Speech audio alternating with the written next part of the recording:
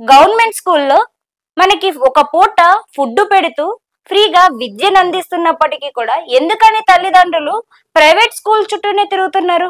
దీని గురించి ఎందుకని ఎక్కడ కూడా ఆలోచించరు?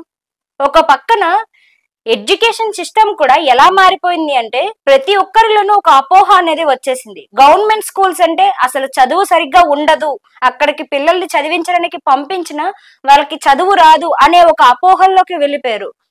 గవర్నమెంట్ స్కూల్స్ లో విద్యా సంఖ్య అనేది పడిపోతూ వస్తుంది. ఒకప్పుడు లక్షల్లో ఉండేది, ఇప్పుడు వేలకు పడిపోతుంది. ఈ పిల్లలందరూ ఎక్కడికి వెళ్ళిపోతున్నారు అని చూస్తుంటే ప్రైవేట్ స్కూల్స్ లో ఉంటున్నారు. పోనీ ప్రైవేట్ స్కూల్స్ లో ఫీజులు ఏమైనా తక్కువ అంటే లేదు. ఎల్కేజీ పిల్లవాడికి కూడా 30,000 40,000 ఫీజులు ఉంటున్నాయి.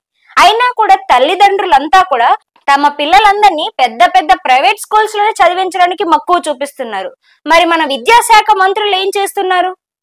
మన విద్యాశాఖ మంత్రులు మన ఎడ్యుకేషన్ సిస్టమ్ ని నిజంగానే సరిగ్గా సమతుల్యతలో పాటిస్తున్నట్టయితే మరి పిల్లలందరూ కూడా గవర్నమెంట్ స్కూల్స్ ని వదిలేసి గవర్నమెంట్ స్కూల్స్ లో ఇస్తున్న ఫెసిలిటీస్ అన్నిటినీ కూడా వద్దనుకొని తమ తల్లిదండ్రులు ప్రైవేట్ స్కూల్ వైపు మక్కువ చూపిస్తున్నప్పటికీ ఎందుకని మన ఎడ్యుకేషన్ సిస్టమ్ లో మార్పులను తీసుకురావడం లేదు?